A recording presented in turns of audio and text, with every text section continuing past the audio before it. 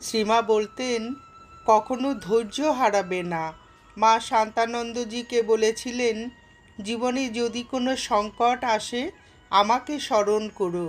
নিজেকে কয়েকদিনের জন্য অপর লোকেদের থেকে আলাদা রেখে খুব করে জপ ধ্যান ও প্রার্থনা করো এবং আমার কাছে জিজ্ঞাসা করবে, মা কি করব।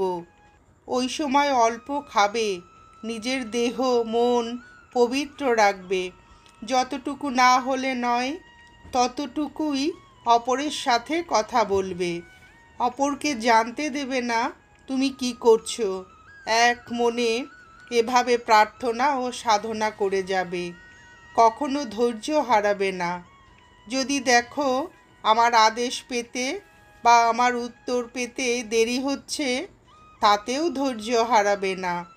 যদি দেখো কোনো উত্তর আসছে না, তবে জানবে তোমার মন এখনও সেই স্তরে আসেনি যাতে তুমি আমার আদেশ পাও। ভক্তি ও বিশ্বাসের সঙ্গে ব্যাকুল হয়ে ডেকে গেলে আমার কাছ থেকে উত্তর পাবে।